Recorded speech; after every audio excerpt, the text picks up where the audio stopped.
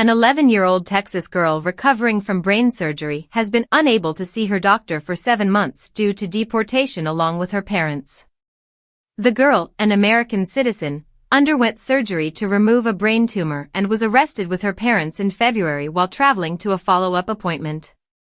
The family was quickly deported to Mexico amid the Trump administration's immigration crackdown, despite having no criminal record.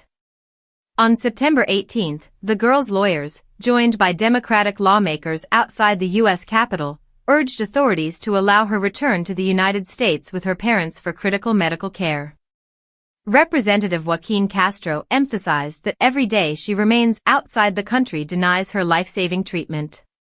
The family, originally from the Rio Grande Valley, applied for humanitarian parole in June, seeking entry to the U.S. for urgent medical reasons. U.S. Citizenship and Immigration Services has yet to respond.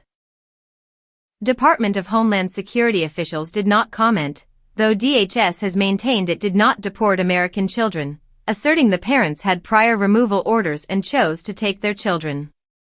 Lawyers argue the situation falls squarely within the purpose of humanitarian parole, as the girl cannot receive adequate medical care without her parents' support. In February, the girl, her parents, and 4 siblings were detained at a South Texas checkpoint. While carrying hospital documentation, birth certificates, and visa applications, the family was held in restrictive conditions for hours before being released across the border, where they feared for their safety and eventually joined relatives in rural Mexico.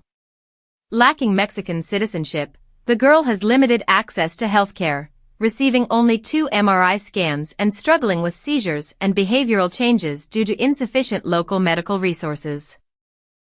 Her case highlights the broader issue of American children facing serious medical challenges after deportation. A similar situation occurred in June when DHS allowed a 4-year-old Mexican girl and her mother to stay in Southern California for treatment of short bowel syndrome, despite initially facing deportation. Advocates stress that while humanitarian parole can be difficult to obtain, it is a viable option for children like this 11-year-old, whose urgent medical needs require parental presence and specialized care in the United States.